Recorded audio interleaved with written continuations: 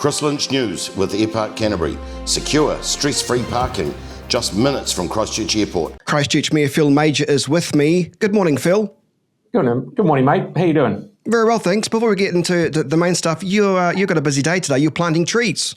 Yes, I've got my tree planting gear on. We're going out to Naipunawai. We've had a number of complaints over the years of how it's a great facility, but how windy it is there for the spectators. So, and also it's a bit of a bummer for elite athletes wanting to go there and do really good times because they get a thing called wind assist. So we're going to plant a whole lot of trees right around the top of the bund, and so make it a lot cosier there and better for the future. So It's a very smart jacket you got on there. Is that a official gardening jacket? Yeah, yes, it's what. Yes, yeah. That's very nice. Oh, I quite like the colours. I might see if Joss can give me one of those. Thank you. Right, on to other stuff this morning. Now let's get to the nub of this. So you are supportive of this campaign. I'm not sure if it's from the Rates or Taxpayers Association to cap rates. Explain your support for this, Phil. What we've got is we've got the government who are signalling that they are looking at it. So if it means that they're looking at it, we shouldn't have our head in the sand because we should start thinking about it.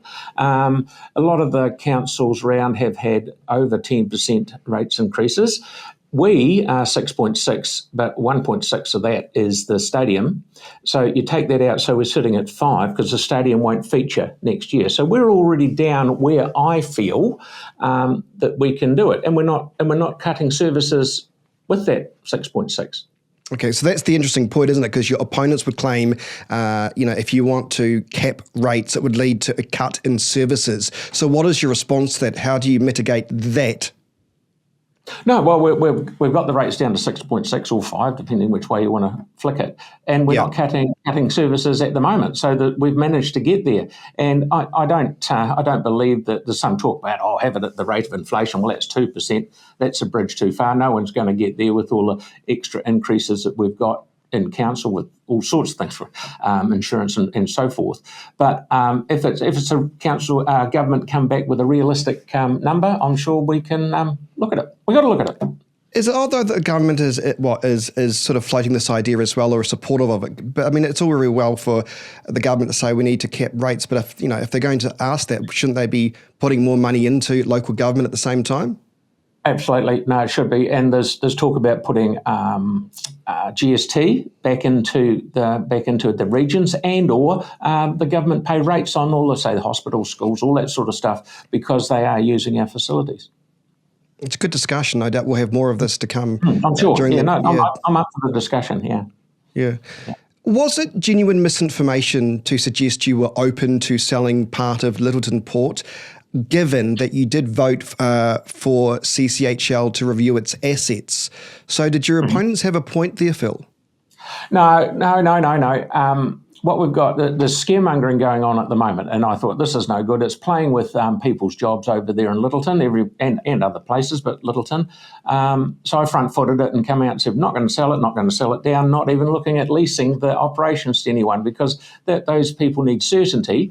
One of the things we get breathing down our neck all the time, we get told AF8 could be coming, Alpine Fault 8 could be coming. Now, if that happens, our port and our airport will be the only ones that are actually operational in the South Island. So we need to have control of those. So it's very important that we hang on to them.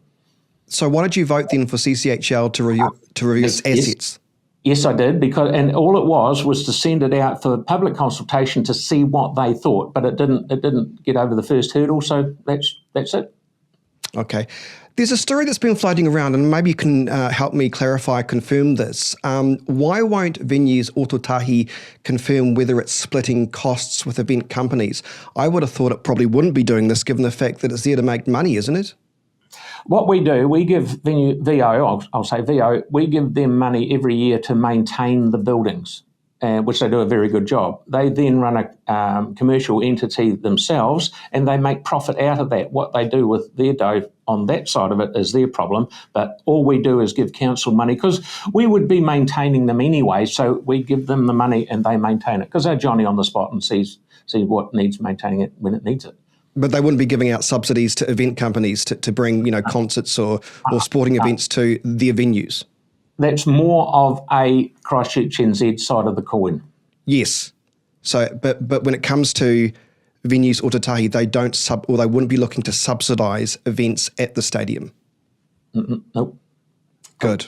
Okay, because I mean, why would a council-owned entity be subsidising both a stadium and private events operators? I mean, in the real world, that'd be called corporate welfare, wouldn't it? Exactly, and from what I've been told, that they're not doing that. As I say, we give them money, council money for maintaining their assets, and they run a commercial entity, and away they go from there. There's been a lot of chat, by the way, this week on bringing back the moa. And I know Yes. Otahu's involved in this. And as Mayor of Christchurch, what are your thoughts on this? Is this a publicity stunt, or do you want to see the moa roaming around Hagley Park, Phil? Oh, well, I think this, what do they call it, de-extinction? Yeah, yeah. In 5,000 years, Chris, someone may want to bring you back to life, and that's a worry in itself. I think they should, actually. Would you be supportive, though, of bringing the moa back? I mean, Hey, what are your views on this, just out of interest? I thought it sort of sounds a bit pie in the sky, but they brought back a wolf, didn't they? Yeah. I think give it a go, see what happens, if it's possible, because a whole lot of things are going to happen in the future, and, give it a go. If it happens, we'll see what happens. Okay. And of course, this is our final interview, in your capacity as Mayor of Christchurch, also because of the campaign rules. We'll be talking to Sarah Templeton as well.